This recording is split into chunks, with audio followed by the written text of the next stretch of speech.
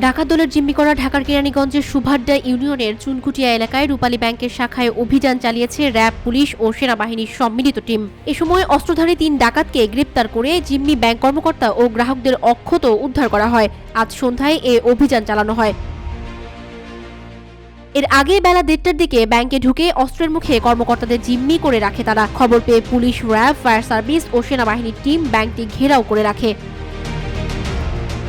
ব্যাংকের জিএম ইসমাইল হোসেন শেখ বলেন, ব্যাংকের ভেতরে 3 জন ডাকাত অস্ত্রসহ ঢুকেছে। তারা আটকা পড়ার পর নিরাপদ প্রস্থান ও 15 লাখ টাকা দাবি করছে।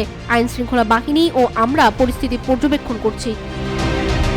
ভাই, আপনাদের রূপালী ব্যাংকের ডাকাতির সর্বশেষ ঘটনার বিষয়ে যদি একটু বলতেন। সর্বশেষ আমরা যে আসামি ধরেছে 3 জন। 3 জনকে গ্রেপ্তার করেছেন। হুম।